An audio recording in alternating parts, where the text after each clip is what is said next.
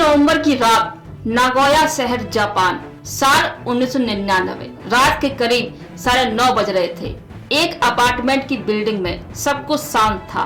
बाहर ठंडी हवा चल रही थी, पत्ते गिर रहे थे, लोग अपने घर में थे, खाना खा रहे थे, टेलीविजन देख रहे थे। लेकिन एक फ्लैट के अंदर कुछ ऐसा हो रहा था जो कोई नहीं जानता था। कोई आवाज नहीं, कोई चीख नहीं, कोई शोर नहीं, और यही सबसे बड़ी बात है।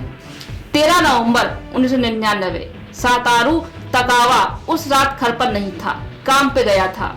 जब वो घर लौटा तो उसने जो देखा वो जिंदगी में कभी भी नहीं भूल सकता। उसकी बीवी नामिको तकावा 32 साल की दूर फर्श पर पड़ी थी। बार बार चाकू से वार किए गए थे और उनका बेटा सिर्फ 2 साल का वो कमरे में ही था। वो छोटा बच्चा अपनी माँ के पास बैठा कुछ समझ नहीं पा रहा था।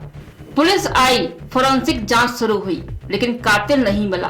केस ठंडा पड़ गया। साल बीतते रहे, 1 साल, 5 साल, 10 साल, 20 साल, 25 साल गुजर गए और सातोरू तकावा ने कुछ ऐसा किया जो इस दुनिया में शायद किसी ने नहीं किया होगा।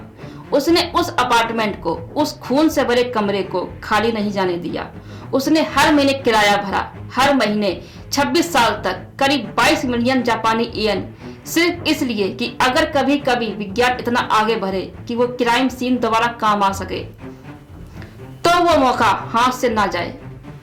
और फिर 2025 में डीएनए तकनीकी ने वो कर दिखाया जो 1999 में मुमकिन नहीं था, और एक नाम सामने आया, कुमिको यूसुफिकु। ये कहानी एक पति की है जो 26 साल तक अपनी बीवी के लिए लड़ता रहा।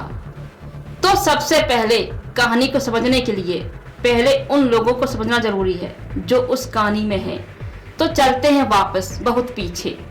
सातोरू एक आम इंसान की कहानी। सातोरू तकावा एक बिल्कुल साधारण जापानी आदमी था। नागोया शहर में पला भरा, पढ़ा लिखा और मेहनती, शांत स्वभाव का। जापान में जो एक आम मध्यवर्गीय जिंदगी होती है, सुबह उठो, काम पर जाओ, शाम को घर आओ, वैसी ही जिंदगी उसकी भी थी। उसने नमिको से शादी की थी कुछ साल पहले ही। नमिको जिसका चेहरा हमेशा हंसता रहता था, जो घर को घर बनाती थी, जो अपने छोटे से 2 साल के बेटी की माँ थी। दोनों की जिंदगी सीधी सादी थी। कोई बड़ा झगड़ा नहीं, कोई दुश्मन नहीं, कोई पुरानी रंजिश नहीं, बस एक छोटा सा परिवार, एक छोटा सा सपना। नागोया जापान का तीसरा सबसे बड़ा शहर है, टोक्यो और ओसाका के बाद। ये शहर अपनी इंडस्ट्री के लिए जाना जाता है। यहाँ टोयोटा का मुख्यालय है। यहाँ के लोग मेहनती हैं, शांत हैं, अपने काम से काम रखते हैं। अपराध, नागोया में अपराध की दर जापान बाकी शहर से जैसी ही है, बेहद कम। इसलिए जब 13 नवंबर 1999 की रात को एक अपार्टमेंट में एक औरत की हत्या हुई तो पूरे इलाके में सनसनी फैल गई। अब बात करते हैं उस तीसरे किरदार की, कोमिको। ये नाम 1999 में किसी को नहीं पता था, पुलिस को भी नहीं, सातोरू को भी नहीं, किसी को नहीं। कुमिको सातोरू तकावा की पुरानी क्लासमेट थी स्कूल के दिनों से। अब यहाँ एक बात समझना जरूरी है, जापान में और दुनिया के किसी भी कोने में जब कोई हत्या होती है तो पुलिस सबसे पहले यही देखती है कि मकसद क्या था, किससे फायदा होगा, कौन नाराज था। और इन तीनों सवालों के जवाब में कुमिको का नाम कहीं नहीं आया, क्योंकि बाहर से कुमिको एक बिल्कुल समान औरत लगती थी।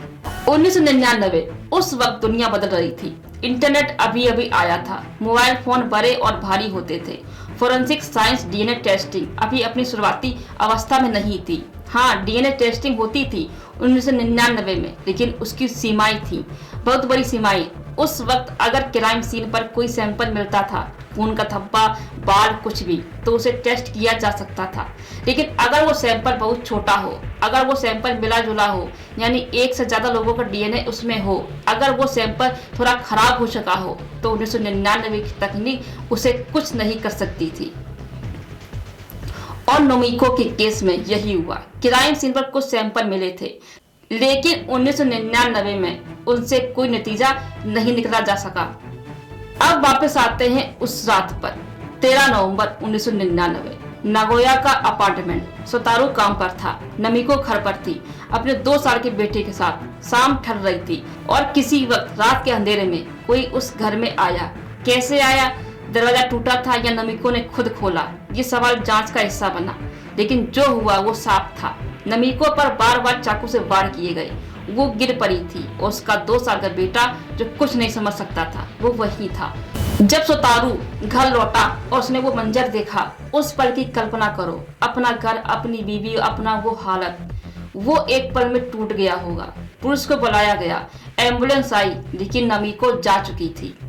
नायोगा पुलिस ने जांच शुरू की, क्राइम सीन को सील किया गया, सबूत इकट्ठे किए गए, पड़ोसियों से पूछताछ की गई। सोतारू से लंबी पूछताछ हुई, क्योंकि हत्या के मामलों में पुलिस हमेशा पहले परिवार को ही देखती है। लेकिन सोतारू का काम पर होने का सबूत था, वो क्लियर हो गया था। तो फिर कौन था? पड़ोसी, कोई अजनबी, कोई पुराना दुश्मन? कोई सुराग नहीं। क्राइम सीन पर कुछ सैंपल मिले थे जो शायद हत्यारे के थे। डीएनए टेस्ट किया गया, लेकिन 1999 की तकनीक से कोई नतीजा नहीं निकला। लेकिन तब तक क्राइम सीन बचा रहना चाहिए और उसने उस अपार्टमेंट का किराया भरना शुरू किया। हर महीने, महीने दर महीने, साल दर साल वो अपार्टमेंट खाली रहा, बंद रहा, जैसा था वैसा ही रहा 26 साल तक। करीब 22 मिलियन जापानी येन यानी भारतीय रुपया में करीब 1 करोड़ 20 लाख रुपए से ज्यादा और एक आम आदमी ने अपनी बीवी के लिए अपनी जेब से इतना खर्च किया। साल 2000, नई सदी, पुरानी तकलीफ। दुनिया नई सदी में दाखिल हो रही थी। Y2K का डर था, लोग जश्न मना रहे थे। उस सोतारू वो अपने बेटे को पाल रहा था अकेले। हर महीने की तारीख आती, वो किराया भरता, पुलिस से कभी कभी बात होती, कोई नया सुराग नहीं। केस फाइल बंद था, लेकिन बंद नहीं हुआ था। साल 2001 से 2005 खामोश साल। ये साल बेहद खामोश थी। सोतारू काम करता था, बेटे को बड़ा करता रहा। उसके आसपास के लोगों ने शायद कहा होगा, अब आगे बढ़ो, वो अपार्टमेंट छोड़ दो, इतना किराया क्यों भर रहे हो? लेकिन सोतारू ने नहीं सुना। वो जानता था कि उस कमरे में कुछ है, कोई सुराग है, कोई निशान है जो अभी दिख नहीं रहा, लेकिन एक दिन दिखेगा। दुनिया में एक बड़ी घटना हुई। ह्यूमन जीनोम प्रोजेक्ट पूरा हुआ, यानी इंसान ने पहली बार अपने पूरे डीएनए का नक्शा तैयार किया। इसका मतलब था डीएनए साइंस अब तेजी से आगे बढ़ेगी। सोतारू को शायद ये खबर पता भी ना हो, लेकिन उसका वो फैसला, वो किराया भरते रहना, धीरे धीरे सही साबित होने की राह पर था। वो बच्चा जो 2 साल का था उस रात को, जो अपनी माँ के पास बैठा था और कुछ नहीं समझता था, अब वो 8 साल का हो गया था। स्कूल जाता था, दोस्त थे उसके, लेकिन उसकी माँ नहीं थी। सोतारू ने उसे क्या बताया होगा अपनी माँ के बारे में, ये सोचकर ही दिल भारी हो जाता है। और उस साल ही किराया भरा गया। साल 2007 से 2010 दुनिया में स्मार्टफोन आ गए थे, इंटरनेट हर घर में था और फोरेंसिक साइंस, डीएनए टेस्टिंग पहले से कहीं ज्यादा ताकतवर हो गई थी। अब वो सैंपल जो पहले बेकार लगते थे, उनसे भी कुछ निकाला जा सकता था। जापान की पुलिस भी अपनी तकनीक अपडेट कर रही थी, लेकिन नमीको की केस अभी भी ठंडा पड़ा था। कोई नया सुराग नहीं मिला और ना कोई गवाह। 11 साल बीत गए थे। उस अपार्टमेंट में 11 साल से धूल जमा हो रही थी, लेकिन वो बंद था, सुरक्षित था। सोतारू हर महीने किराया भरता था। उसका बेटा अब 13 साल का था। साल 2018 वो बच्चा जो उस रात 2 साल का था अब 21 साल का था, जवान हो गया था। क्या उसे पता था कि उसके पिता ने 18 साल से एक अपार्टमेंट का किराया भरा रखा है? साल 2023 आ गया। 2023 में जापान की पुलिस ने पुराने ठंडे केसों को नई तकनीकी से दोबारा खोलना शुरू किया। कोल्ड केस यूनिट यानी पुराने अनसुलझे मामलों की टीम पूरे जापान में सक्रिय हो रही थी। नमीको तकावा का केस भी इस लिस्ट में था। पुलिस ने सोतारू से संपर्क किया और जब उन्हें पता चला कि वो अपार्टमेंट अभी वैसा ही है, बंद है, क्राइम सीन जैसा का तैसा है, पुलिस अधिकारी हैरान रह गए। साल 2024 नई डीएनए तकनीक आई। 2024 में डीएनए फोरेंसिक में एक और बड़ी छलांग लगी। अब एक नई तकनीकी थी जो बेहद पुराने सैंपल से बेहद कम मात्रा में मिले डीएनए से और मिले जुले यानी मिक्स डीएनए प्रोफाइल से अलग अलग लोगों का डीएनए निकाल सकती है। ये 1999 में नामुमकिन था, लेकिन 2024 में मुमकिन था। जनवरी 2025 पुलिस की फोरेंसिक टीम उस अपार्टमेंट में दाखिल हुई। 26 साल बीत गए। वो कमरा जो सोतारू ने इतने सालों तक इतने पैसों से, इतने दर्द से बचाए रखा, आखिरकार खुला। अंदर सब कुछ था, धूल थी, पुरानी चीजें थी, वक्त ठहरा हुआ था और वो सैंपल जो 1999 में बेकार लगे थे अभी वो वहीं थे। फोरेंसिक टीम ने काम शुरू किया, नई तकनीक से, नए उपकरणों से, और धीरे धीरे एक डीएनए प्रोफाइल उभरने लगी, एक ऐसे इंसान की जो उस रात उस कमरे में था, जो नमिको का कातिल था।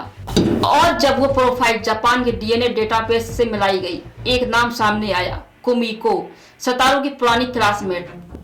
26 साल का इंतजार, 26 साल का किराया, 26 साल का दर्द, और आखिरकार एक नाम। लेकिन रुकिए, अभी असली कहानी बाकी है। वो रात क्या हुआ था, पूरा सच। कुमिको वहां क्यों गई थी, उसने ये क्यों किया, और कैसे पकड़ी गई। कुमिको, ये नाम सुनने में बिल्कुल समान लगता है, और बाहर से कुमिको भी बिल्कुल समान लगती थी। नायोगा में रहती थी, पढ़ी लिखी थी, और एक आम जिंदगी जी रही थी। लेकिन उसके अंदर कुछ था, कुछ ऐसा जो सालों से दबा हुआ था। कुमिको सतारू तकावा की पुरानी क्लासमेट थी। स्कूल के दिनों से वो सतारू को जानती थी, और जांच के बाद जो तस्वीर उभरी वो बेहद अंधेरी थी। कुमिको के मन में सतारू के लिए एक गहरी भावना थी, जिसे प्यार कहें या जुनून। लेकिन सातोरू ने नामिको से शादी कर ली, और कुमिको के अंदर जो था वो धीरे धीरे कुछ और बनने लगा। कड़वाहट, नाराजगी, और एक ऐसी भावना जो इंसान को अंधा कर देती है। 1999 के शुरुआती महीनों में कुमिको की मानसिक स्थिति क्या थी, ये बाहर से कोई नहीं जानता था। लोगों से मिलती थी, बात करती थी, लेकिन अंदर ही अंदर कुछ पक रहा था। उसे पता था कि सतारू और नमिको का एक छोटा बेटा भी है। उसे पता था कि उस घर में एक पूरी जिंदगी बस चुकी है, वो जिंदगी जो शायद कुमिको के मन में अपनी होनी चाहिए थी। 13 नवंबर 1999 शनिवार का दिन। नागाया में उस दिन ठंड थी, आसमान बदल रहे थे। सतारू सुबह काम पर निकल गया, नमिको घर पर थी। 2 साल का बेटा घर पर था। दोपहर गुजरी, शाम ढली, और किसी वक्त शाम के अंधेरे में कुमिको उस अपार्टमेंट की तरफ बढ़ी। वो दरवाजा कैसे खुला, ये सवाल जांच में बहुत अहम था। क्या कुमिको ने जबरदस्ती दरवाजा तोड़ा? नहीं, दरवाजा टूटा नहीं था। तो क्या नमिको ने खुद खोला? जांचकर्ताओं का मानना है हाँ, नमिको ने दरवाजा खोला, क्योंकि सामने एक जानी पहचानी शक्ल थी। कुमिको, सतारू की पुरानी क्लासमेट। नमिको को कोई खतरा नहीं लगा, उसने दरवाजा खोल दिया, और यही उसकी सबसे बड़ी गलती और आखिरी गलती बन गई। अंदर क्या हुआ ये पूरी तरह कोई नहीं जानता। कोई गवाह नहीं था, कोई कैमरा नहीं था, सिर्फ 2 औरतें थीं उस कमरे में, एक 2 साल का बच्चा भी। लेकिन क्राइम सीन जो बोलता है वो यही है। किसी बात पर बहस हुई होगी, शायद कुमिको ने कुछ कहा सतारू के बारे में, शायद नमिको ने जवाब दिया, शायद कुमिको के अंदर जो इतने सालों से दबा था वो एक पल में फट गया, और उसने वो किया जो उसे शायद नहीं करना चाहिए था। चाकू, बार बार कुमिको गिरी फर्श पर, और 2 साल का बच्चा जो कुछ नहीं समझता था। कुमिको वहां से भाग गई, और पीछे छोड़ गई एक मरती हुई औरत, एक रोता हुआ बच्चा, और एक क्राइम सीन जो 26 साल तक उसका राज छुपाए रहेगा। और कुमिको वो अपनी जिंदगी में वापस चली गई। उससे पूछताछ हुई, क्योंकि पुलिस ने सतारू के आसपास के लोगों से बात की थी, लेकिन कोई सबूत नहीं था, कोई गवाह नहीं था। जब सतारू को बताया गया कि नमिको का कातिल मिल गया, कि कुमिको को गिरफ्तार किया गया, उस पल सतारू का क्या हाल हुआ होगा।